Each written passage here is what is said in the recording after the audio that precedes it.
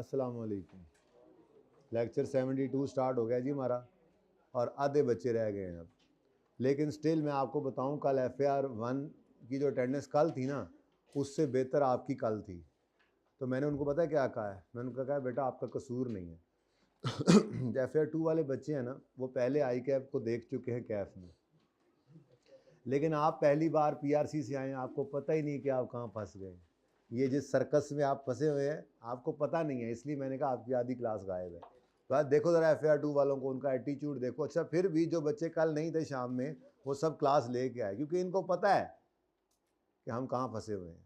और हमने ये जो गले में ढोल डाला है, इसको हमने खुद ही बजा के निकालना है, कोई और हमें यहाँ से निकाल नहीं सकता। लेकिन कैफ 1 वाले बेचारे, 1 वाले ना, पहले अभी शुरू में नए अभी उनको पता नहीं है आई कैप करता क्या है। उनको समझाया भी कि कोविड जब आया था ना, बच्चों को घर बैठ के हमने पढ़ाया था और बच्चों ने घर बैठ के पढ़ा था। पिछली अटैम्प्ट के लेक्चर्स थे, वो हम सुन के उनको एडिट करते थे, बीच में से पता नहीं क्या क्या मसले होते थे। लेकिन आई कैप का जो पेपर था वो जैसा होता था वैसा ही था। होता है ना कि वो मैट्रिक वाले जी, वो कोरोना वाली अटैम्प्ट आ गई, कोई ये हो गया, वो आई कैप में कोई नहीं कह सकता कोरोना वाली अटैम्प्ट के तुम पास हुए। उन्होंने तो वो जो स्टैंडर्ड उनका था उन्होंने वही रखा था। आई कैप नहीं माफ़ी देता। ईदें आ गई हैं तो उनको क्या, ईदें 2 आ गई हैं और एक दफ़ा जो है वो मुहर्रम की छुट्टियां आ गई हैं, उनको इससे क्या। 14 अगस्त आ गई है, 14 अगस्त तो बाद में, वो तो आपकी छुट्टियों में। अच्छा जी, होमवर्क में कौन सा क्वेश्चन था? चलो फिर ज़रा मैं बता दूं, 14, 13 और 16, ये 3 होमवर्क में है।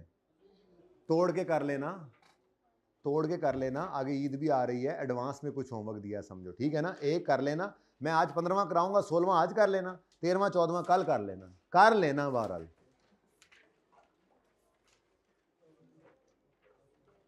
12वां मैंने कल करवा दिया था।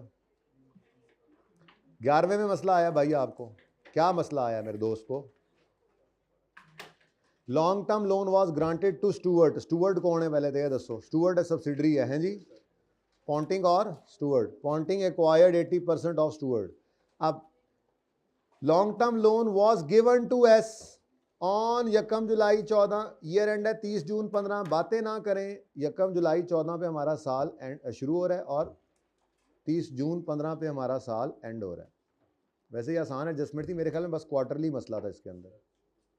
आगे वो कहता है it is repayable after 10 years. अब लोन जो है ये रीपेबल है। लोन रिसीवेबल पेबल तो खुद कैंसिल कर दोगे ना। अब लोन कितना है ये क्वेश्चन है। तो लोन टू स्टूअर्ट नजर आ रहा है जी 2000, यहां पर लोन फ्रॉम पॉन्टिंग भी 2000 है। तो एक तो ये कैंसिल करेंगे आप, आपस का रिसीवेबल पेबल कैंसिल होगा। उसमें कहता है it carries quarterly interest, carries quarterly interest eight 20% per annum, यानी इंटरेस्ट एनुअल रेट एनुअल होता है, लेकिन इसकी पेमेंट जो है वो क्वार्टरली है। अब आगे पढ़ने से पहले सुनो, क्वार्टर 3 महीने का होता है। पहले क्वार्टर का इंटरेस्ट पहले क्वार्टर के एंड पे भी पे हो सकता है, अगले क्वार्टर के स्टार्ट पे भी हो सकता है, दूसरे क्वार्टर का, तीसरे क्वार्टर का, चौथे क्वार्टर का, ठीक है जी। तो ये 2 ऑप्शन हुआ करते हैं, या तो क्वार्टरली या सेमी एनुअली या एनुअल इंटरेस्ट जो है ये उस क्वार्टर के, उस 6 महीने के, उस साल के एंड पे भी पे हो सकता है या अगले पीरियड के पहले दिन भी पे हो सकता है, ठीक है। अब हमारा सवाल कौन सा है, तो कहता है कि जो क्वार्टरली इंटरेस्ट है ये पेएबल इन एरियर है। भाई एडवांस में तो इंटरेस्ट होता ही नहीं है, ये एरियर ही है, ये एरियर है। 3 महीनों का इंटरेस्ट एरियर में तीसरे महीने के एंड पे हो या चौथे महीने के पहले दिन, ये एरियर ही है। तो कोई अगले क्वार्टर का रेंट इंटरेस्ट नहीं पे हो रहा, ओके। अच्छा, तो it is payable in arrear on first day after the end of, इसका मतलब ये वाला काम हमारा ये वाला काम हमारा नहीं था, ठीक है। सारा ही गया, बात समझ आ गई होगी आपको। अब इसमें हमें मसला किससे होगा? पूरी कहानी को नहीं कर रहा मैं, पूरी कहानी को नहीं कर रहा, हमें मसला किससे है? जो हमारा आखिरी क्वार्टर है, देखो ना, ये इंटरेस्ट पे हो गया, ये इंटरेस्ट इस पीरियड का यहाँ पे हो गया, ये इंटरेस्ट इस पीरियड का यहाँ पे हो गया, ये जो इंटरेस्ट है ये अगले पीरियड में पे होना है, तो इस पीरियड के एंड पे ये पेएबल एक की किताबों में, रिसीवेबल दूसरे की किताबों में। तो मैंने कहा था अब कोई नहीं, वो सारी लंबी कहानी कर ली, वर्किंग कर ली, अब यहाँ पे तो सिर्फ 2000 का लोन है, इंटू 20% इंटरेस्ट रेट एनुअल है, इंटू 3/12 करें 100, ये 100 रुपये, ये 100 रुपये की एंट्री आपने करनी थी रिसीवेबल क्रेडिट और payable debit. Interest receivable interest payable है ये लायबिलिटीज और एसेट्स में से। तो 2000 का लोन तो खुद माइनस होना ही था दोनों जगह से, वो तो लोन ही था अलग से। ये करंट लायबिलिटीज और करंट एसेट्स में से ये 100 रुपया भी होना था। ये एडजस्टमेंट थी। और भी कोई मसला आया इस सवाल में? क्या मसला क्या आया था वैसे इसमें? किस तरह पता नहीं था? तो फिर किस तरह पता था तुम्हें? अच्छा यार, इसी तरह से ये सवाल है। अब मैंने 12वां करवाया था ना, अब 12वें की वो जो डिविडेंड वाली एडजस्टमेंट है, एक बस 13वें में वो एडजस्टमेंट है, नई चीज़। ये 12वां मैंने किया था, ये 5 सवाल किए हमने कल। हाँ, मैंने कहा बता दूं। तो ये 12वें का जो, तो आप पहले कल वाला लेक्चर लीजिएगा, फिर होमवर्क कीजिएगा। ये देखें जी, पुत्र शुतर सवाल था, पुत्र शुतर। इसमें ये शुतर declared dividend both have not recorded, ये पहले वाला सवाल है गालिबन हमारा, कल 12A है ना, बोथ हैव नॉट रिकॉर्डेड। उसके अलावा बाकी क्या है? एक्विजिशन रेट पे fair value plant and machinery की, तो ये रीवैल्यूएशन की एडजस्टमेंट है। उसके बाद पुत्र के पेएबल में पड़ा है 3600 इन रिस्पेक्ट ऑफ इन्वेंट्रीज, और शुतर के रिसीवेबल में पड़ा है 6700, तो ये वही वाली एडजस्टमेंट है। गुड्स इन ट्रांजिट हैं बेसिकली, ये बताएगा वो आपको, ठीक है, कि goods 2 days before year and send, अच्छा नहीं कैश इन ट्रांजिट है। क्या है? Cash in transit. तो इंशाल्लाह कोई मसला नहीं होगा इसमें। गुडविल इंपेयर हो गई है, गुडविल चूंकि एनसीआई प्रोपोर्शनेट बेसिस पे है तो गुडविल पार्शियल है, तो ये सारी इंपेयरमेंट किसको जाएगी? ये सारी बातें हमने सीखी हुई हैं, ये पास पेपर के लेवल पे आप ऑपरेट कर रहे हैं। बैलेंस शीट का सवाल सिर्फ देखें तो यही मेरी बस कोशिश है आज में और कल में। जो कल हमने बात शुरू की थी ना एंड पे, कि हमने सऊदी किंग को कहा था कि यार तुम हमसे कुछ कैश ले लो, कुछ हमारे शेयर्स ले लो, और भी बहुत कुछ देंगे। ये जो आज हम सवाल के अंदर देखेंगे ना इसको, इन्वेस्टमेंट की गड़बड़ को, आज के बाद 90% क्वेश्चंस में आपको वो नजर आएगी। इसलिए मैंने कहा था कल की क्लास बहुत इंपॉर्टेंट है। तशरीफ रखें जी, ज़रा दोबारा ज़रा ज़ियारत कराएं वो बच्चे जिन्होंने कल की क्लास नहीं ली हुई, ऑनलाइन भी नहीं ली हुई। आपने तो बता दिया, उसके अलावा कोई है? अच्छा, यकीन मानो पूरी क्लास में एक आप ही हैं। I am feeling very sad for you. नहीं कोई बात नहीं, वो बहुत अच्छा बच्चा है, इंशाल्लाह कवर अप कर लेगा। अच्छा जी, और जी शुतर ने पुत्र को एक प्लांट बेचा है। इंशाल्लाह ये कोई ऐसी एडजस्टमेंट नहीं जो हमने ना की हुई हो। तो ये अब इसके मार्क्स लगा लेते हैं, आपको ज़रा थोड़ा सा तंग करने के लिए मैं 10 नंबर इसके लगा रहा हूँ। हालांकि ज़्यादा नंबर का सवाल है, लेकिन 10 नंबर का मतलब 15 मिनट में, 16 में भी नहीं, 15 मिनट में आपने करना है। और इंशाल्लाह आप कर लेंगे, की हुई एडजस्टमेंट्स हैं, हिम्मत तो कर सकते हो, ठीक है, सही है। उसके बाद ये सवाली है, छोटी सी सवाली। ये सवाली के आपको मैं देता हूँ 6 नंबर। तो ये टोटल 25 मिनट आपका टारगेट होगा ये 2 सवाल करने का। बहुत हद करो तो आधे घंटे में। आज ना करना, कल कर लेना। आज बेशक ना करना, कल कर लेना, कर जरूर लेना ये, क्योंकि आज का होमवर्क तो 16वां होगा, 15वां मैं करवाने लगूँ, ठीक है। आ जाए 15वें सवाल पे। एक अच्छा सवाल, ज़बरदस्त सवाल, लेकिन उससे पहले वो कहाँ पे हमने बात की थी यार, ये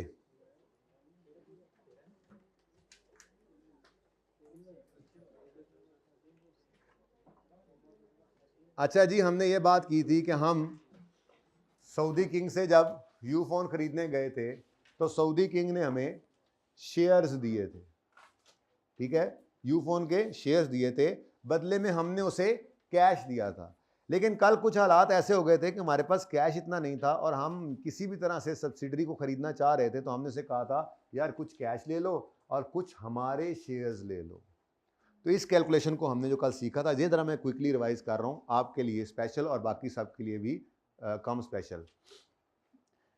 हमने पी के शेयर्स इशू किए एस के शेयर्स खरीदने के लिए, ठीक है। अब देखो इस कैश की एंट्री क्या होती है, जो ये जो कैश पे किया, इस कैश की एंट्री होती है इन्वेस्टमेंट डेबिट कैश, इन्वेस्टमेंट इन शेयर्स, ठीक है। तो investment in shares of S debit cash credit.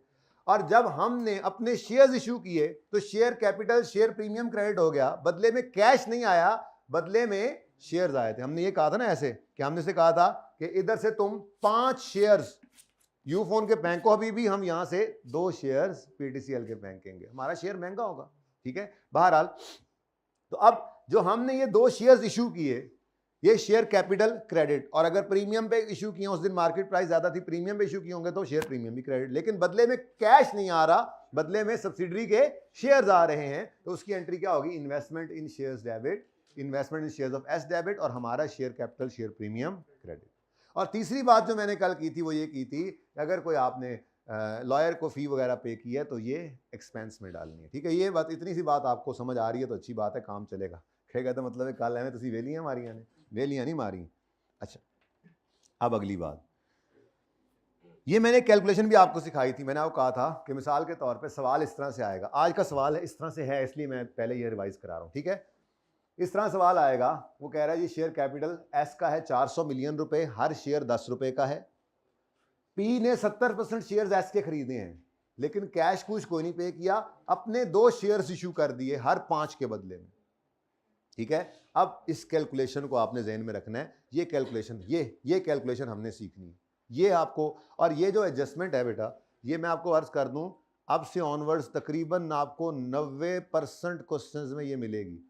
I cap के रिसेंट जितने भी सवाल हैं, ये इन्वेस्टमेंट वाला मसला उसमें लाजमी आता है। ठीक है, उसमें सबसे बुनियादी चीज़ हमने कल सीख ली थी कि हमने अपने शेयर्स दिए थे, अब हम अपने डिबेंचर्स भी देंगे। हम उसको कहेंगे कि कुछ पैसे 2 साल बाद ले लेना, हम बिल्डिंग ले लो, कपड़े बस छोड़ देंगे अपने, बाकी सब कुछ ही दे देंगे उसको, और सब्सिडरी के शेयर्स जो है वो लेके आएंगे हम। ये मामला है असल में। ठीक है, अब पी ने, सबसे पहले देखना होगा पी ने एस के कितने शेयर्स बाय किए, तो हमने कहा जी पी का 400 मिलियन का शेयर कैपिटल है, डिवाइड बाय 10, मतलब 40 मिलियन शेयर्स थे, जिसमें से एस के 40 मिलियन शेयर्स में से पी ने कितने बाय किए, 70%, यानी 28 मिलियन।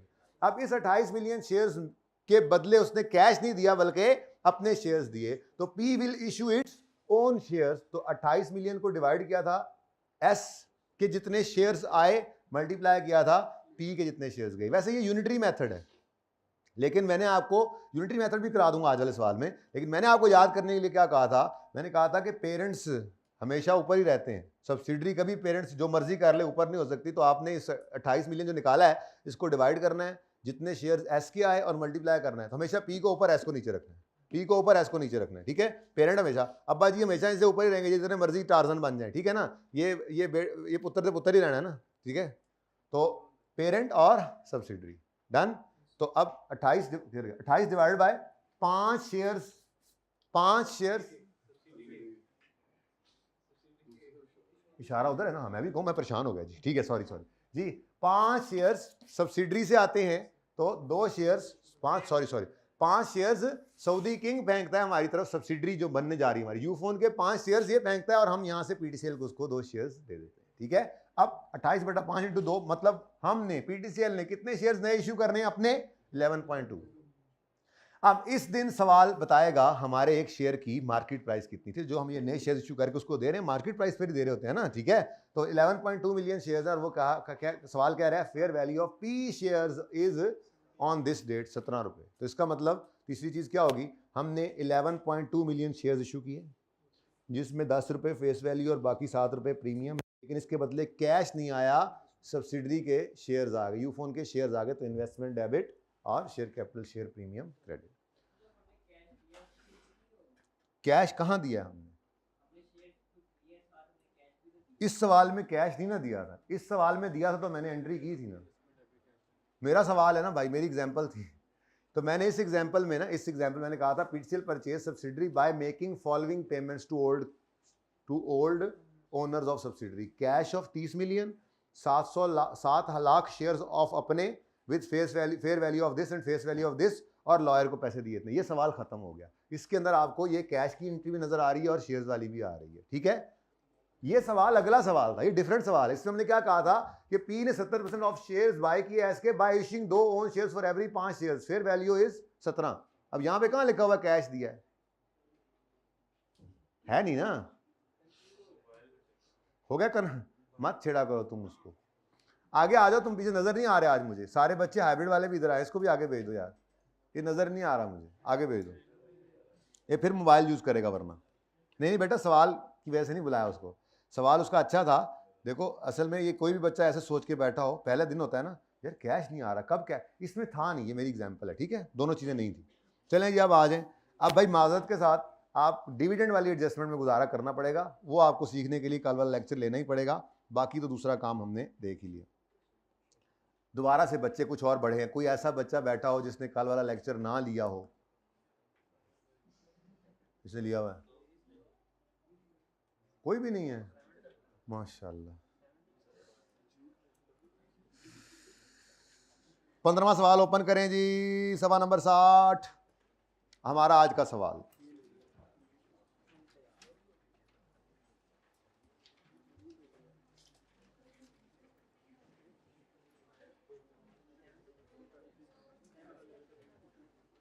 जी बच्चों, रिक्वायरमेंट पेज 60 है।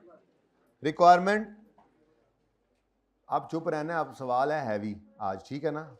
अब हम पहुंच गए हैं पास पेपर के लेवल पे, इंसान बन जाओ। Prepare a consolidated statement of financial position at 31 December 16 in accordance with requirements of IFRS। तो 31 दिसंबर 16 पर consolidated statement of financial position बनानी है। PPE है, इन्वेस्टमेंट इन एस है, करंट एसेट्स हैं, share capital, share premium, retained earnings, long term borrowings, current liabilities. P acquired 60% shares of S on यकम January against following considerations. ये अब आज के बाद आपको हमारे सवालों में ना भी नजर आया ना, आगे कुछ और चीज़ सिखाते हैं, बंदा एक दो सवालों में ये करेगा, उसके बाद फिर शायद बस कर दें, लेकिन आप ICAP के रिसेंट अटैम्प्ट के सवाल उठा लो। अभी एसोसिएट वाला चैप्टर मेरे पास नहीं है इस वक्त फौरन दिखाने के लिए, ठीक है? तो जब आप उस पर जाएंगे, वैसे आप अगर देखें घर जाके तो एसोसिएट इससे अगला चैप्टर है, वो एसोसिएट अलग नहीं है। बेसिकली एसोसिएट जब पढ़ लेंगे तो अब सवाल जो आते हैं उसमें हमारी सब्सिडरी प्लस एसोसिएट इकट्ठी आती है, वहाँ तक 18 नंबर का सवाल आता है, उसमें आप हर सवाल के अंदर देखेंगे ये वाला मामला आपको नजर आएगा ही आएगा। इतनी इंपॉर्टेंट चीज़ है, तो इसके ऊपर हम आज का दिन भी लगाएंगे, ये सवाल में तो करेंगे ही, इसके बाद फिर हम अलग से इसको थोड़ा सा टाइम देंगे। कल हमने शेयर्स इशू किए थे ना, आज हम अब उसको कहेंगे कि यार फिर कभी, बल्कि हाँ नहीं इसमें नहीं, ठीक है, उस पर हम फिर ये कहेंगे यार आज हमें शेयर्स दे दो, कुछ हमसे कैश ले लो, कुछ हमसे शेयर्स ले लो, और कुछ हमसे कैश फिर कभी ले लेना 2 साल 3 साल बाद। ये वाली लड़ाई आज करेंगे। और फिर कल जब आप लोग घरों को जा रहे होंगे इंशाल्लाह उस दिन मैं बाकी चीज़ें भी देख लूँगा, हम डिबेंचर्स इशू करेंगे, हम शेयर्स इशू करने का वादा कर लेंगे, ये सारी बातें हमने सीख लेनी है, और ये सारी बातें आपको तकरीबन हर सवाल में नज़र आएंगी, ठीक है? चलें जी, बहरहाल यहाँ पर वही वाला मसला है जो भी हमने किया है, ओके सही है। और उसके बाद NCI को फेयर वैल्यू पर करते हैं जी, फिर नेट प्रॉफिट कंपनी से गिवन है, फिर एस पेड इंटरिम डिविडेंड, लो जी पेड डिविडेंड भी आ गया, डिविडेंड भी आ गया, डिविडेंड कल पढ़ा था जो। फिर उसके बाद ये वही वाला काम है जो आपने पहले किया हुआ है, फेयर वैल्यू एडजस्टमेंट है। कहा था आपको कि इन्वेंट्रीज डेटर सब चीज़ों को फेयर वैल्यू पे लाते हैं, आज वो ला रहे हैं। उसके बाद एक नई एडजस्टमेंट है, ये नई नहीं है, बिल्कुल आसान सी एडजस्टमेंट है, बस इसका नाम नूम नया है, मैं बता दूंगा इंशाल्लाह हो जाएगा। बहरहाल ये एक अच्छा सवाल, अब एग्ज़ाम लेवल का सवाल हमारे सामने है, तो शुरू करते हैं अपना काम, अपनी मामूल की कार्रवाई। फिर वही बात, पहले सारा काम वही करना है, ठीक है? ये 1 2 3 4 5 6 7 8 9 10 11 12 13 14 15 चीज़ें जो हैं, 15 फिगर्स जो हैं, ये पहुँचाएँ पहले। तो क्वेश्चन नंबर 15 पे हम पहुँच गए हैं, पेज नंबर 60 पे। पी ग्रुप, बातें ना करो भाई। Consolidated statement of financial position as on 31 दिसंबर 16। अच्छा पहले मैं अकाउंट्स खोल ही लेता हूँ। वर्किंग नंबर, अच्छा भाई इधर देखिएगा ज़रा प्लीज़, एक दफ़ा प्लीज़ ज़रा तवज्जो कीजिएगा। ये हमारी वर्किंग नंबर 1 है, एडजस्टमेंट अकाउंट। और इधर देखें जी, आज एक नई वर्किंग इधर बीच में घुस रही है, नई नहीं मतलब 1.1। मैं आपसे अर्ज कर दूं ये 1.1, मैंने आपसे जैसे कहा ना कि 90% क्वेश्चन में अब ICAP के आपको मिलेगा, ये काम करना पड़ता है। इन्वेस्टमेंट इन एस जो है उसमें मसले होंगे, वो हम यहाँ पे निकाला करते हैं, ठीक है? तो वर्किंग नंबर 1 में हम इन्वेस्टमेंट को सही करेंगे, सेट करेंगे इसको, ठीक है? उसके बाद अपनी पुरानी वर्किंग आ जाएगी, working number 2 S retained earnings आ जाएगी नज़र यहाँ पे, ठीक है ना? यहाँ पे अगर थोड़ी सी कोई एडजस्टमेंट भी मुझे को ख़ास तो नज़र नहीं आई, उम्मीद तो आ जाना चाहिए, फिर वरना मिटा दूंगा, ऊपर ले जाऊंगा जी। Working number 2 SRE। उसके बाद वर्किंग नंबर 3 CRE।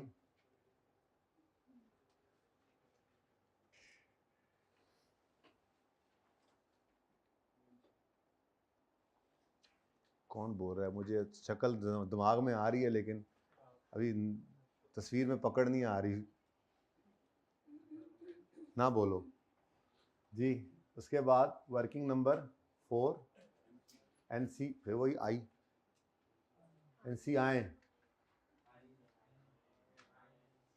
एनसी आए क्या आए जी। और उसके बाद ज़रूरत के मुताबिक वर्किंग्स करते जाएंगे। ठीक है जी।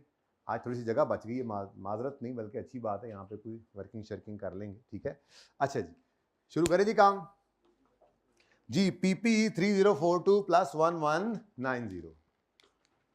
पीपीई जी जरा दोबारा बोलिएगा। Plus 1190। Next, investment in S 350। इसमें कुछ मसले मसाइल हैं, आज इसको इधर लेके आए। तो इन्वेस्टमेंट एज पर क्वेश्चन कितनी है जी? 350 जी। सीधा सीधा दिया हुआ है, अभी आपको नजर आएगा ये जलेबी जैसा सीधा सीधा दिया हुआ है। नेक्स्ट, करंट एसेट्स हैं 2068 + 780। तो गुडविल की जगह छोड़ दें और करंट एसेट्स जी कितना? 68 + 780। नेक्स्ट, शेयर कैपिटल पेरेंट का 980, सब्सिडरी का 500। लेकिन आज एक बड़ी ताज़ा खबर, शेयर कैपिटल जो पेरेंट का है आज वो भी ब्रैकेट में लिखेंगे। क्यों? अभी थोड़ी देर में पता लग जाएगा इंशाल्लाह। पहला सवाल है ना जी, कितना? 980 है, थोड़ा सा नीचे गया यार। शेयर कैपिटल 980 ब्रैकेट में, पता नहीं क्यों। और सब्सिडरी का शेयर कैपिटल 500। लो नेक्स्ट, शेयर प्रीमियम 730 पेरेंट का ब्रैकेट में और सब्सिडरी का अपनी जगह पे। ब्रैकेट मतलब कोई एडजस्टमेंट है शायद इसमें आज।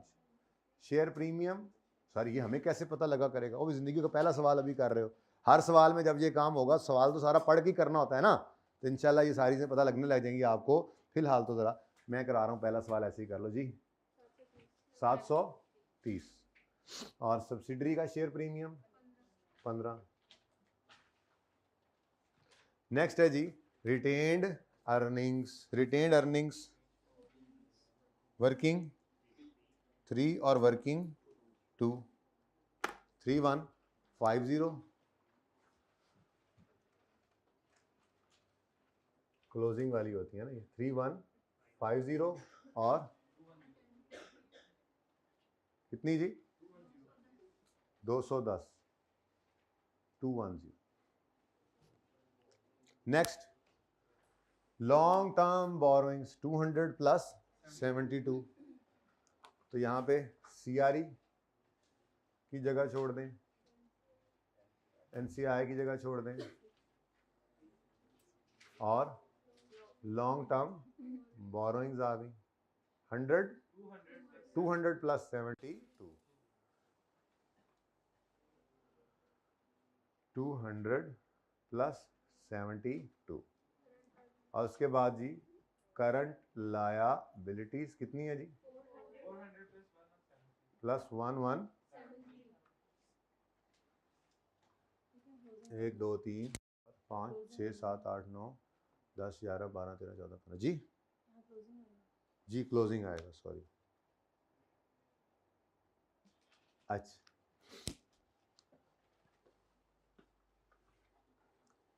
चलें शुरू करें काम। अब काम शुरू करें, ये तो काम अब है ही नहीं ना, हालांकि इसके भी नंबर होते हैं। ठीक है जी। P acquired 60% shares of S on यकम जनवरी 16।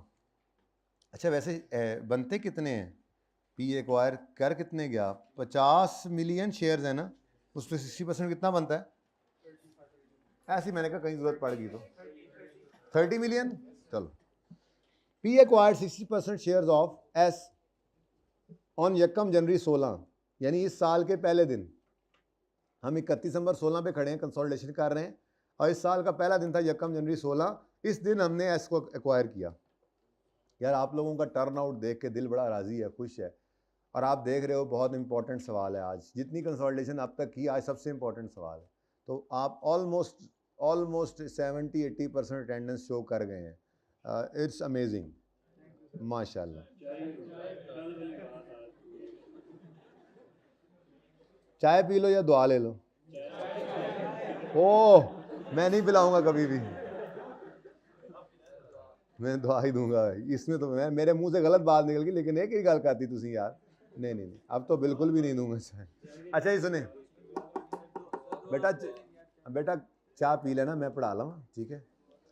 अच्छा जी, P acquired 60% of S against following considerations, cash payment of 350 million। अच्छा, ये 350 million cash payment, which includes consultancy charges of 40 million। हाँ, इसका क्या करें, सही तो है।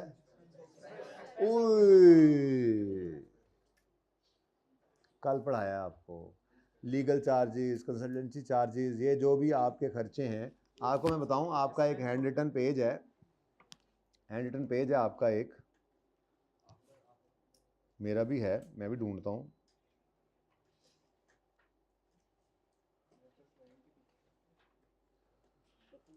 पेज नंबर गालिबन 10 है ये। इसको अगर आप देखो, पहले तो पेज नंबर 10 पे आके ना ये काट दो, ये P और S पता नहीं कहाँ से आ गए। अच्छा, ये कल मैं आपको पढ़ा रहा था, ठीक है। अब इसके अंदर जो बात आपने याद रखनी है वो ये रखनी है, treatment of transaction cost on buying subsidiary shares, for example professional fee, legal charges. तो कॉस्ट पेड टू सऊदी किंग की एंट्री होती है इन्वेस्टमेंट डेबिट कैश क्रेडिट, सही है। और legal and consultancy fee paid की एंट्री होती है एक्सपेंस डेबिट कैश क्रेडिट, ठीक है। तो अब भाई होना तो चाहिए था एक्सपेंस डेबिट कैश क्रेडिट, लेकिन खैर से हो क्या गया, बोलो जी, investment debit cash credit. Investment कैसे डेबिट होगी, ये किसने बताया, वो ये कह रहा है ना, विच इंक्लूड्स 40 मिलियन, 350 की कैश पेमेंट है जिसमें 40 भी है, लेकिन ये 40 कंसल्टेंसी चार्जेस की मद में है। अब भाई मसला आ गया, बोलो कितना, 40 रुपए का जो खर्चा है, ये खर्चा आपका ये इन्वेस्टमेंट में नहीं होना चाहिए, इसको इन्वेस्टमेंट से निकाल लो, ठीक है। इन्वेस्टमेंट से निकाल कर फेंकोगे कहां पर,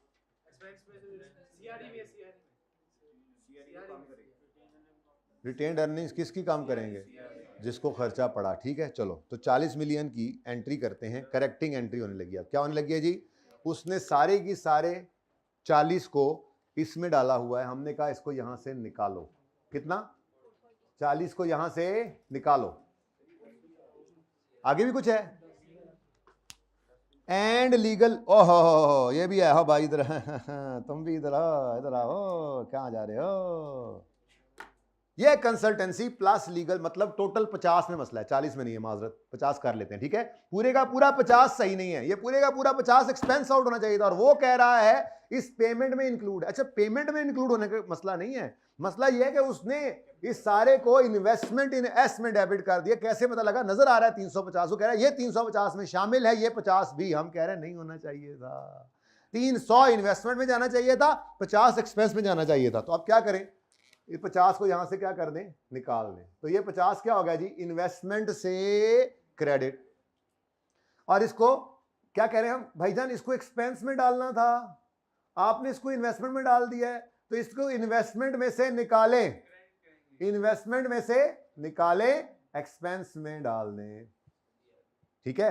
अब ये वाला एक्सपेंस जो है, ये एक्सपेंस हम चूंकि पांडे सारे डिगन लग गए इन्होंने, हाँ, ये एक्सपेंस जो है बेटा, ये P&L तो है नहीं, तो इसको हमने RE में डालना है।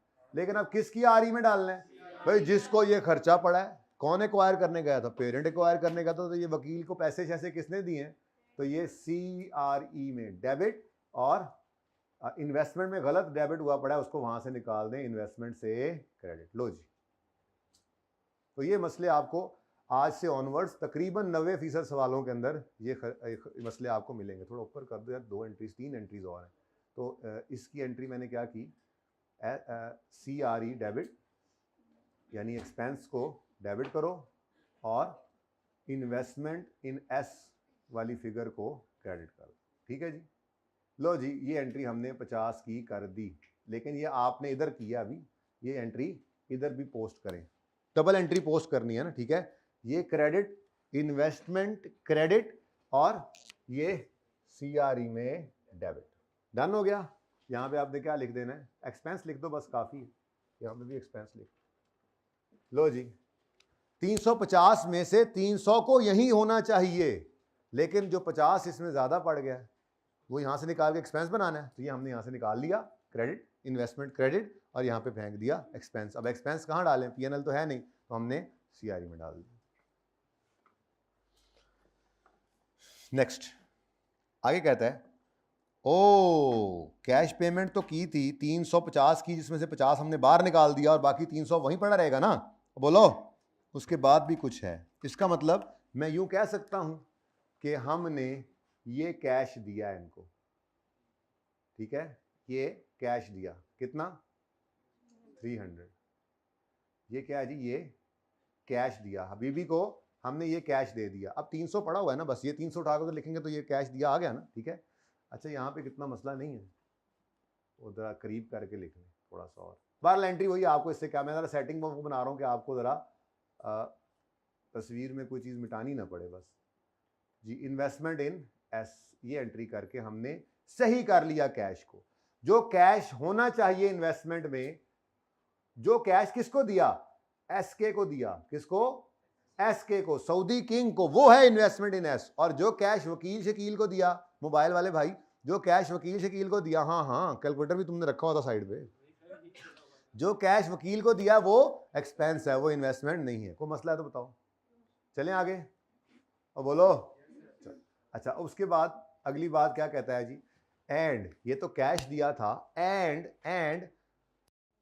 1 share in P for each 10 shares of S।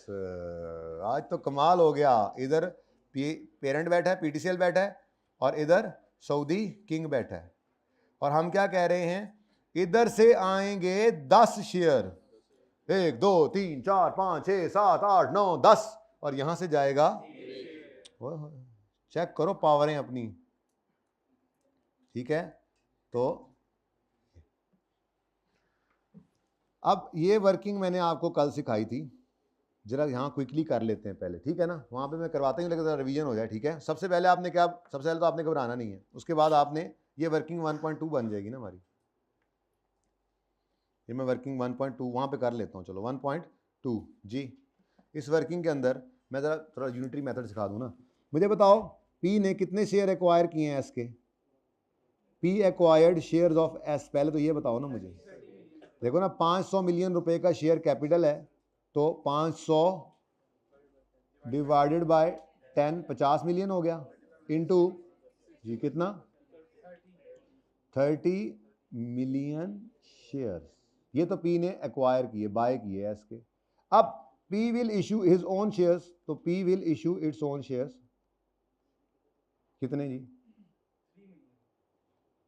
ये कैसे निकालेंगे, 30 डिवाइडेड बाय, अच्छा अब इधर क्या रखना है हमेशा, पेरेंट को ऊपर, सब्सिडरी को, पेरेंट क्या 1 शेयर जाएगा, मिटा दे भाई जी, और सब्सिडरी के 10 शेयर्स आएंगे, तो 3 मिलियन शेयर्स, ठीक है। ये 3 मिलियन से हम एंट्री पास करेंगे। अब ये यूनिटरी मेथड होता है असल में, मैं एक दफ़ा कर देता हूँ, मैं कहता हूँ जी कि 10 शेयर्स आएंगे, 1 हमारा शेयर जाएगा, तो अगर 1 शेयर आए तो 1/10, और अगर 30 मिलियन शेयर्स आए तो 1/10 इंटू 30 मिलियन। असल में ये कहानी चल रही होती है, लेकिन ये यूनिटरी मेथड नहीं करने बैठ जाना आपने, बस ठीक है आपको बता दिया, ओके। तो वर्किंग नंबर 1.2 ये भी हम वहीं पे फिट करने की कोशिश करते हैं, यहाँ कहीं, यहाँ कर देता हूँ। वर्किंग नंबर ज़रा होनी तो वहीं चाहिए, वर्किंग नंबर 1.2 मैं यहाँ पे कर रहा हूँ, ठीक है जी। मैंने कहा जी P एक्वायर्ड कितने shares of S,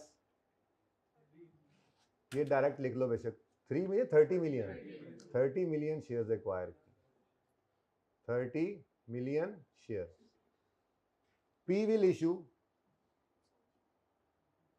it's own shares, ये कितने हैं जी, इधर देखो जी, 30 divided by 10 multiplied by 1 is equal to 3 million share.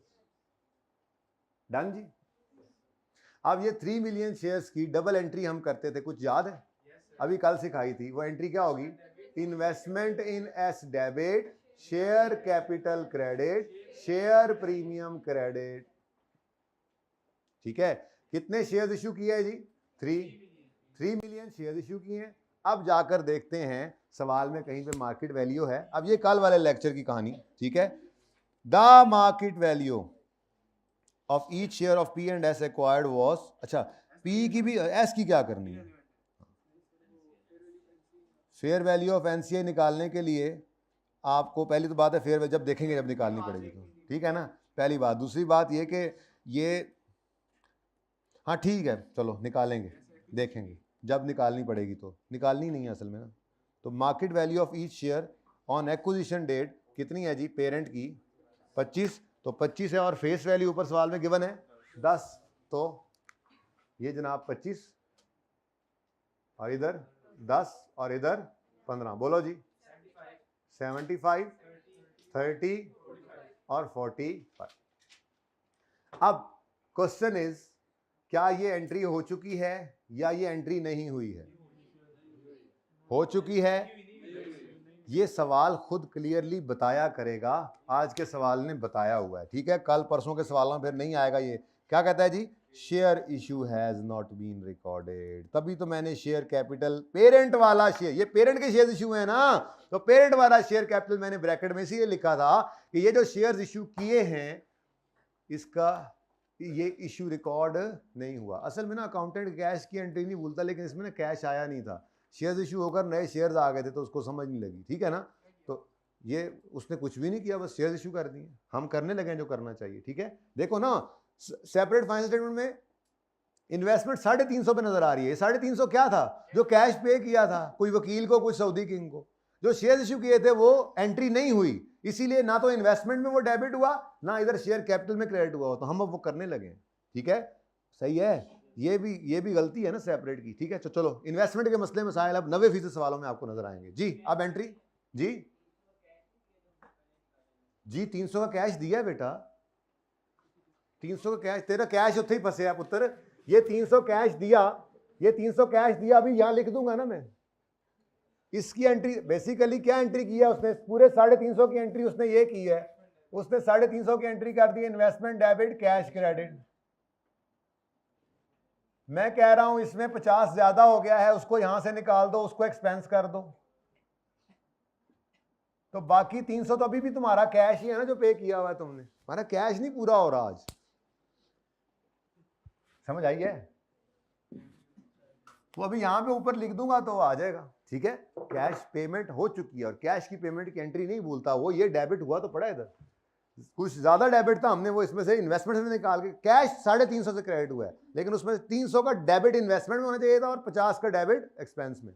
अब सारा 350 का 350 इन्वेस्टमेंट में हुआ पड़ा था तो उसको सही कर लिया, ठीक है। ये कैश दिया तो है, ओके डन। मैंने ना ये फिगर उठाकर इधर लिखनी है, तो ये कैश दिया मैंने निकाला हुआ है, ये कैश जो दिया है ये यहां पर आ जाएगा अभी इंशाल्लाह, ठीक है। उसकी एंट्री हो चुकी, डन, गॉट इट। कंफ्यूजन, तुम्हारा कंफ्यूजन दूर हुआ है, ओके। अब जी ये एंट्री पास हुई है या नहीं हुई है? ये एंट्री पास नहीं हुई तो कर लो पास। मसला क्या है जी? 75 से इन्वेस्टमेंट डेबिट, 75 से इन्वेस्टमेंट डेबिट, 30 से शेयर कैपिटल क्रेडिट, 45 से शेयर प्रीमियम क्रेडिट। लो जी ये एंट्री भी हो गई और अब हमारी इन्वेस्टमेंट बिल्कुल ठीक हो गई। ये इन्वेस्टमेंट 375 रुपए इधर आ गई, इन्वेस्टमेंट इन एस। आज तो वर्किंग 1.1 से आई है ये, ठीक है बच्चे। तो 300 आ गया तुम्हारा, 300 तो एंट्री समझ आ गई ना। पहली एंट्री क्या हुई थी? इन्वेस्टमेंट डेबिट कैश क्रेडिट, लेकिन ज्यादा कर गया था वो एक्सपेंस। वो जो एक्सपेंस IFRS 3 और 10 के असल में ना IAS 16 में इस तरह से होता था कि जब कोई एसेट खरीदने जाते थे तो जो भाई को जगाना जरा, IAS 16 में पता है क्या होता था, या हमने IAS 16 IAS 40 की हमें आते पड़ी हुई, IAS 38 की, कि जब हम कोई नया एसेट खरीदने जाते थे तो जो उसके ऊपर डायरेक्टली एट्रीब्यूटेबल खर्चे होते थे ना, प्रोफेशनल कॉस्ट, लीगल चार्जेस, हम वो एसेट में ऐड करते थे। तो ये बेचारे ने कोई इतनी बड़ी गलती नहीं कि ये भी समझा कि यार सब्सिडरी खरीदने गए थे ना, तो वकील को जो पैसे दिए हैं तो वो 300 की नहीं 350 की मिली है, तो उसने एंट्री पास कर दी इन्वेस्टमेंट डेबिट कैश क्रेडिट 350 से। हमने कहा नहीं 50 इसमें ज्यादा है, निकाल दो बाहर। वो एक्सपेंस तो क्रेडिट, वो कैश तो क्रेडिट हो चुका था, हमें मसला किससे है, इन्वेस्टमेंट से इसको निकाल दो और इसको एक्सपेंस बना दो, बना लिया हमने। ओके, अब ये 375, तो ये वर्किंग आपको अब इंशाल्लाह 90% सवालों में मिलेगी। मुख्तलिफुल नस्ल मसाइल हुआ करेंगे इसमें, कहीं पे कुछ गलती इसमें ऐड होगी, जैसे निकाला, कुछ ऐड होने से रह गया वो ऐड कर दिया, ये काम करेंगे जी। इंपॉर्टेंट लाइन ये है बच्चों, ये पास पेपर के कुछ सवालों में जाकर मैं आपको ये बात दोबारा यहां से आके दिखाऊंगा। जब हम ये वाला काम करते हुए शेयर कैपिटल को नहीं छेड़ेंगे, इन्वेस्टमेंट में तो जाहिर सी बात है इन्वेस्टमेंट में भी वो शामिल होगा, सिर्फ ये ब्रेकअप दिखा दूंगा मैं आपको, लेकिन एंट्री नहीं करेंगे, इस तरह से ब्रैकेट में लेके जाएंगे, क्योंकि उस सवाल के अंदर इस तरह क्लियरली लिखा नहीं होगा कि share issue has not been recorded, तो अज्यूम करेंगे रिकॉर्ड हो चुका है। ठीक है, देखेंगे सवाल के अंदर, फिलहाल ये लाइन इंपॉर्टेंट है। चलें आगे।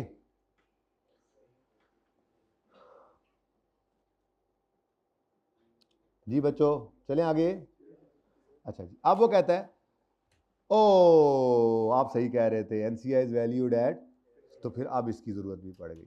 ठीक है, अलग अलग सोच के चलना होता है, ठीक है ना। अब शेयर्स पी के जो इशू किए थे एक्विजिशन डेट पर, वो सऊदी किंग ले गया था, ठीक है, लेकिन अब हमने इमरान खान को कहा था यार जरा अपने शेयर्स की फेयर वैल्यू निकाल दो। अच्छा, अब इसमें जरूरी नहीं है, पता है कि अब इन्वेस्टमेंट तो 375 की है, हमने कितने शेयर्स खरीदे हैं पता नहीं, शायद 300, वैसे बाय द वे 375 पे किया ना आपने टोटल, जैसे तैसे भी किया है, कुछ शेयर्स, कुछ कितने शेयर्स के लिए, कितने का एक शेयर हैं 12 पॉइंट। अब यहां पर शेयर की फेयर वैल्यू आजकल 12 है, आपने 12.5 का क्यों लिया है? बस नहीं, कंट्रोल है, कंट्रोल के पैसे होते हैं। हमने जब उसे कहना ना यार मार्केट में आप स्टॉक एक्सचेंज पे देखो आपका शेयर 12 का है, आप 12.5 का दे रहे हैं, तो कहेगा जाओ ले लो वहां से, लो जाके वहां से कितने million shares, 30 40 million, 30 million shares जाओ खरीद लो स्टॉक एक्सचेंज से। कौन देगा 30 मिलियन शेयर तुम्हें, कौन देगा तुम्हें कंट्रोल? तो है हमारी तरफ से, वहां पर उसके पास है ही नहीं कंट्रोल। ठीक है, तो कंट्रोल के अपने पैसे होते हैं। बहरहाल आपने ये वाला काम कभी सोचना भी नहीं है, करना भी नहीं है, बस सुकून मारे अपना काम करें जो आप कर रहे हैं। ये तो सिर्फ एक दिन सवाल आया था तो आज दूसरे दिन मैंने ये बात कर दी। ठीक है, अच्छा चले छोड़ें। एनसीआई को किस पे रखना है जी? फेयर वैल्यू पे। अब अगर इमरान खान ने सॉरी हमने शेयर्स खरीदे 30 मिलियन, पी एक्वायर्ड 30 मिलियन, तो फिर बाकी इमरान खान के पास कितने बच गए? अब ये एनसीआई को किस पे रखना है? फेयर वैल्यू पर। 20 मिलियन शेयर्स इनटू ₹12 पर शेयर। लो जी, ये काम भी हमने पहले कई दफा किया है। अल्लाह करे गुडविल है पता नहीं, 240 फौरन अंदर आकर लिखो, फेयर वैल्यू 240।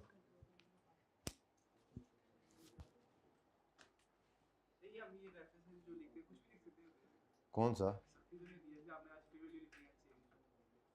हाँ मैं वैसे फेयर लिखता था, लेकिन मैं वर्किंग वन सबसे पहले लिखा था। ये मेरी वर्किंग है, आप बिल्कुल सिर्फ वर्किंग वन लिख दें और कुछ भी ना लिखें।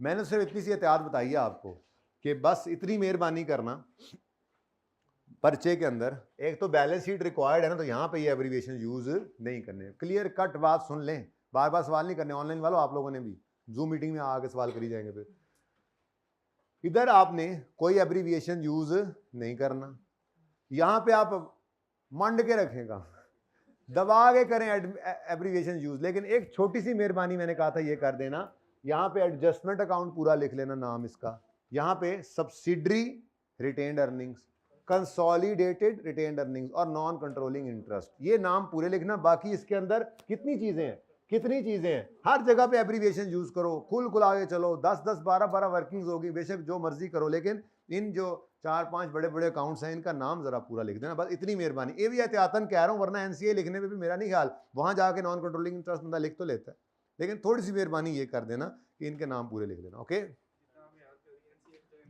अच्छा जी।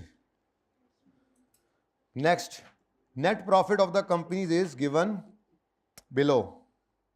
अच्छा बच्चों, मामला कुछ ऐसे है कि आज फिर हमें एक्विजिशन डेट के ऊपर फेयर वैल्यू गिवन, ये रिटेन्ड अर्निंग्स गिवन नहीं है। तो अब फिर रिटेन्ड अर्निंग्स निकालने के लिए हमें वर्किंग 6 की ज़रूरत पड़ेगी। हम statement of change in equity के अंदर रिटेन्ड अर्निंग्स का कॉलम बनाएंगे। सेपरेट फाइनेंशियल स्टेटमेंट्स का पी की मुझे ज़रूरत नहीं होती, एक्विजिशन डेट की पी की रिटेन्ड अर्निंग की ज़रूरत नहीं होती, मुझे क्लोजिंग रिटेन्ड अर्निंग की ज़रूरत होती है जो कि ऑलरेडी अवेलेबल हैं।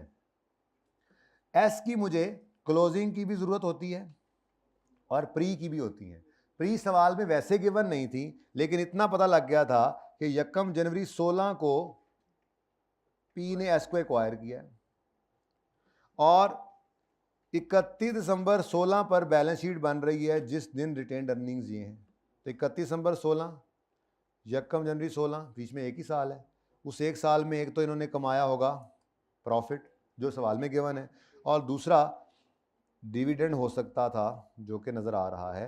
अब वो कहता है हम कौन से साल में खड़े हैं, 16 में खड़े हैं, तो 5% डिविडेंड, इंटरिम डिविडेंड है 5% ऑफ 15, नहीं 15 का इंटरिम तो 15 में ही आ गया होगा, and interim dividend of 10% for 16। हाँ, ये हमारे लिए रेलेवेंट है, 16 का इंटरिम 16 में आता है। फाइनल से धोखा खाने वाले यहाँ गलती कर सकते थे, ठीक है।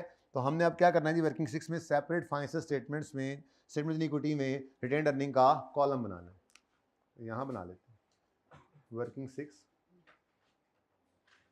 सेपरेट फाइनेंशियल स्टेटमेंट्स में statement of changes in equity में RE का कॉलम। अच्छा, ये ज़रूरत पड़ने पर इंशाल्लाह ज़िंदगी में आप देखेंगे ये आप पेरेंट का भी बना लिया करेंगे, लेकिन फ़िलहाल जिसकी ज़रूरत है वो है S, तो मैं इसलिए सिर्फ S का बना रहा हूँ। पेरेंट का जब कभी ज़रूरत पड़ेगा तो इसी वर्किंग में यहाँ पे P आ जाएगा, एसोसिएट जब आ जाएगी यहीं पर A भी आ जाएगा, मसला नहीं, आहिस्ता आहिस्ता वर्किंग यही रहेगी जब कभी ज़रूरत पड़ा करेगी हमें, ठीक है। तो फिलहाल तो ओपनिंग, फिर क्लोजिंग। क्लोजिंग है जी 31 दिसंबर 2016, तो ओपनिंग होगा 1 जनवरी 2016। फिर यहाँ पर आएगा पैट ऑफ 2016 और यहाँ पर इंटरिम डिविडेंड 16 का आ रहा है, ठीक है जी, तो वो भी आएगा। अब सवाल के अंदर गिवन क्या था, एस की क्लोजिंग रिटेन्ड अर्निंग्स। एस की क्लोजिंग रिटेन्ड अर्निंग्स कितनी जी, 210। ये बैलेंस शीट 31 दिसंबर 16 की है और ये एस की रिटेन्ड अर्निंग्स है 31 दिसंबर 16 की तो है, ठीक है। फिर 2016 का नेट प्रॉफिट, 2016 का एस का 2016 का प्रॉफिट कितना है, 180, और वो कह रहा है एस ने डिविडेंड बांटा है 10%। डिविडेंड की परसेंटेज लगती है शेयर कैपिटल के लेटेस्ट बैलेंस पे, तो 500 का 10% एस ने बांटा।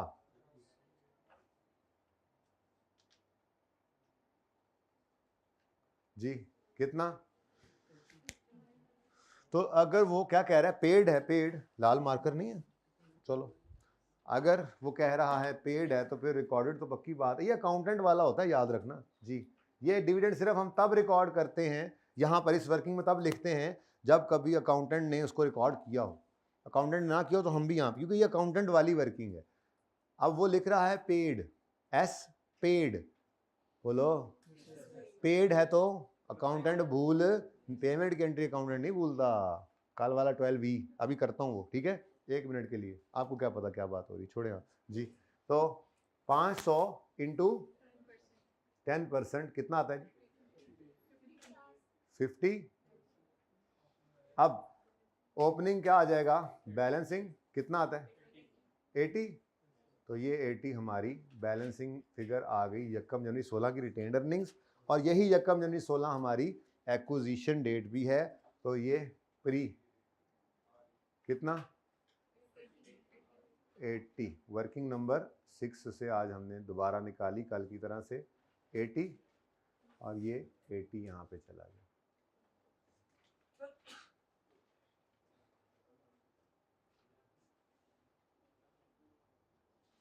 जी बच्चों चलें आगे। नहीं,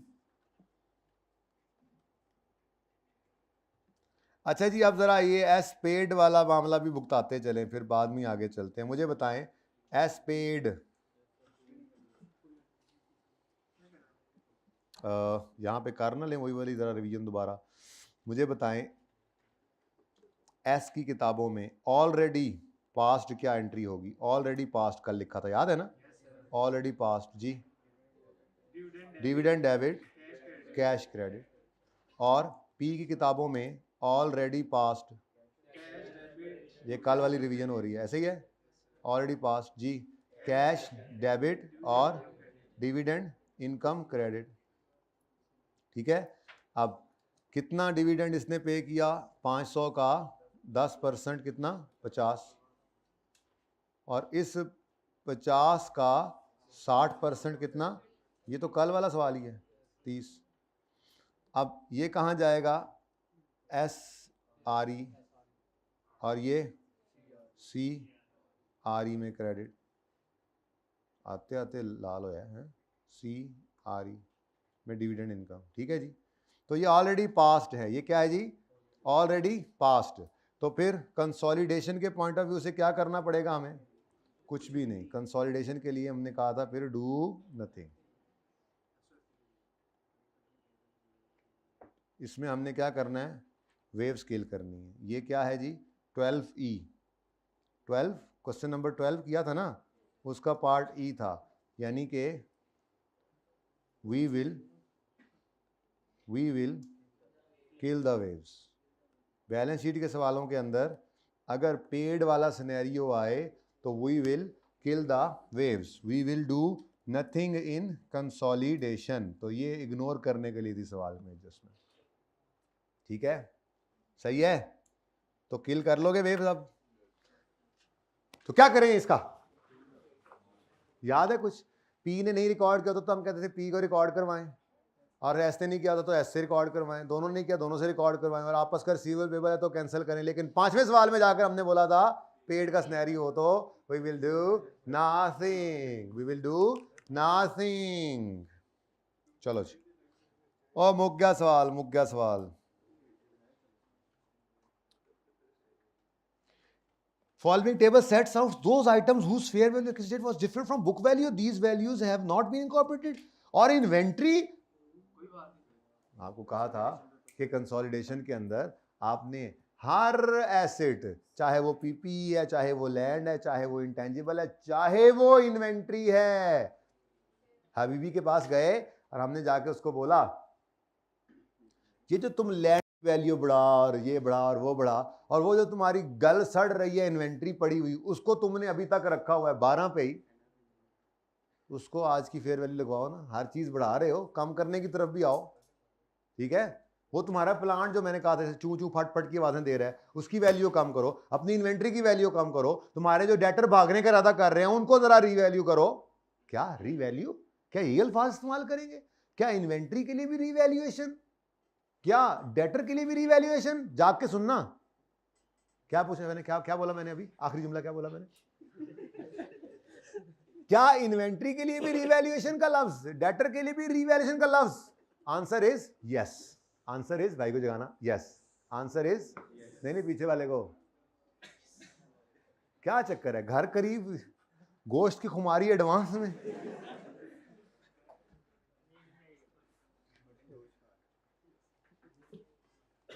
अच्छा जी, तो भाई बिल्कुल वही वाले अल्फाज इस्तेमाल करेंगे। असल में IFRS 3 और 10 ने ये रीवैल्यूएशन का हमें कहा है, वरना तो हम जो है वो इस तरह से इन्वेंट्री या डेटर्स को रीवैल्यू कभी भी नहीं करते। ठीक है, तो चलो करते हैं। आप सबसे पहले जी आप यहीं पे वर्किंग कर लें, चलें। ठीक है, ये वर्किंग नंबर हो सकती है वहां पे, चलें। ठीक है जी, इन्वेंट्री 12 रुपए पर नजर आ रही है। इन्वेंट्री वर्किंग नंबर ना 7 नहीं, 7 बुकड है जी, वर्किंग 8 है जी। मैं ये करना नहीं चाहिए ऐसे, ये ज़बानी कलामी होना चाहिए। ज़बानी कर लें, चलो इधर ही कर लो जी। इन्वेंट्री बढ़ानी है या कम करनी है? इन्वेंट्री कम करें। इन्वेंट्री पड़ी है 12 पर, ले जाओ 5 पर, तो 7 से इन्वेंट्री को कम करो। अब इन्वेंट्री क्रेडिट, अब ये क्या है आज? लॉस है, तो revaluation loss in working 1 debit और 7 से, और इन्वेंट्री क्रेडिट। ये नजर आ रहा है एंड पे? थोड़ा कम नजर आ रहा है ना, थोड़ा गुजारा हो रहा है, तुम चुप कर जाओ। Revaluation loss in working 1 debit 7 से, और इन्वेंट्री क्रेडिट। ठीक है जी, ये पहली एंट्री हो गई जी। पोस्ट कर लें इसको। रीवैल्यूएशन लॉस कितने से? 7 से, डेबिट, और इन्वेंट्री कहां पड़ी होगी? तो ये करंट एसेट्स में से भी। ये क्या आ गया जी? रीवैल्यूएशन लॉस इन्वेंट्री का।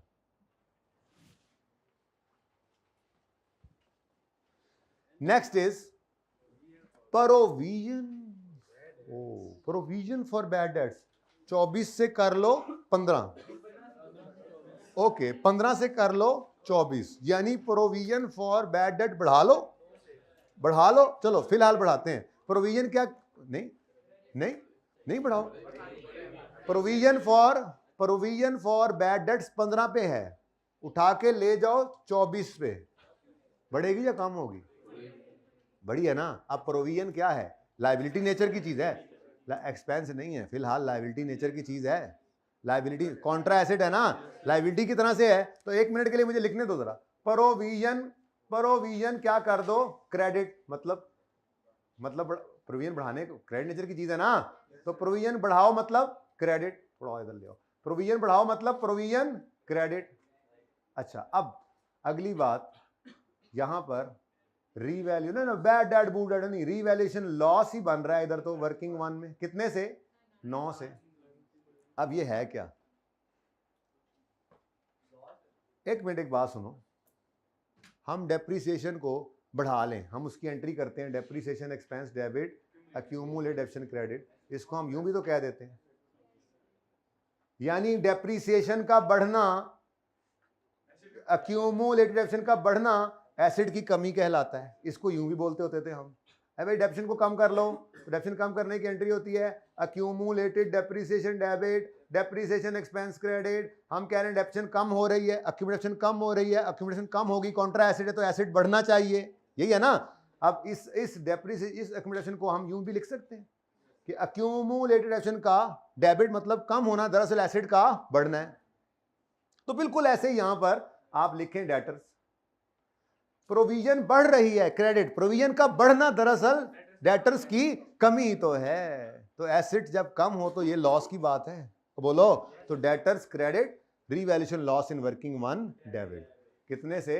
9 से। तो आज नई दुनिया देखी हमने। Debit loss in working 1 credit. अब इसको तसल्ली से देखो, समझ नहीं आ रहा तो मुझसे पूछो। ये एडजस्टमेंट मुश्किल है जरा, वैसे समझ नहीं आती। अगर आ गई है तो अल्हम्दुलिल्लाह पढ़ो, नहीं आई तो मुझसे फिर पूछना। किसको नहीं समझ आई जी? देखो भाई, ये समझ आया? नहीं, यहां से समझ नहीं आया सही तरह से, यहां से समझो पहले, ठीक है ना। इसको तुमने कहा फजूल बात कर रहा है, इसलिए वो फिर समझ नहीं आई। ये फजूल बात नहीं थी। देखो, हम कहते हैं डेप्रीसिएशन, कुछ ऐसा करो कि डेप्रीसिएशन बढ़ जाए। गलती कोई ऐसी है, सही करो। अब डेप्शन को क्या करो? ऐसा कुछ ऐसी एंट्री पास हो कि डेप्शन अब बढ़ जाए। तो डेप्शन बढ़ाने की एंट्री क्या होती है? डेप्शन expense debit accumulated depreciation credit. मैंने कहा यार इसको एंट्री करने का और तरीका भी तो है, डेप्शन डेबिट पीपीई क्रेडिट, ऐसे करते भी थे। तो इसका मतलब चूंकि एसेट पीपीई का कॉन्ट्रा उलट है एक्यूमुलेटेड डेप्रीसिएशन, तो पीपीई का ये एक्यूमुलेटेड डेप्शन का क्रेडिट मतलब बढ़ना, दरअसल एसेट की कमी ही तो है कि नहीं है? ये समझ आती है? या डेप्रिसिएशन को कम करो मतलब एक्यूमुलेटेड डेप्शन कम, accumulation debit depreciation expense credit, ये कम करने की एंट्री है डेप्शन को। मैं कहता हूं इसको एक्यूमुलेशन की बजाय पीपीई लिख लो, क्योंकि एक्यूमुलेटेड डेप्शन का डेबिट मतलब कम होना, दरअसल एसिड का बढ़ना ही तो है। अब जैसे एक्यूमुलेटेड डेप्रिसिएशन कॉन्ट्रा पीपीई है, ऐसे ही provision for doubtful debt contra debtor है। प्रोविजन क्या मतलब? शक। प्रोविजन बढ़ी मतलब शक बढ़ा तो डेटर्स कम ही हुए ना। प्रोविजन का बढ़ना डेटर्स को कम करता है, प्रोविजन का कम होना डेटर्स को बढ़ाता है। अब हमने कहा प्रोविजन जो बुक वैल्यू किताबों में नजर आ रही है 15 की, हमने हबीबी को कहा भाईजान आपके डेटर्स हमें लगता है 24 भागेंगे, आप तो 15 कह रहे हैं, 24 भागेंगे, प्रोविजन को बढ़ाएं। अब प्रोविजन क्रेडिट नेचर की चीज है, इसको जब बढ़ाएंगे तो प्रोविजन बढ़ने के लिए क्या होगी? क्रेडिट। तो प्रोविजन क्रेडिट 9 रुपए से, और रिवैल्यूएशन लॉस मैंने कैसे लिख लिया? डेबिट, क्योंकि प्रोविजन का बढ़ना नुकसान की बात है। मैंने कहा ऐसे नहीं समझ आता तो यूं समझ लो कि प्रोविजन का बढ़ना कितने गया? प्रोविजन का क्रेडिट मतलब बढ़ना, दरअसल डेटर्स की कमी भी तो है। तो डेटर्स एक एसेट है, एसेट कम हो तो उसका मतलब नुकसान है। तो चाहे प्रोविजन से समझो चाहे डेटर्स से समझो, बात एक ही है। ठीक है, तो एंट्री पास की हमने, रिवैल्यूएशन लॉस वर्किंग 1 में डेबिट और डेटर्स क्रेडिट। जी फिर भी नहीं समझ आई किसी को तो फिर पूछ लें, पार्ट 2 शुरू कर लें।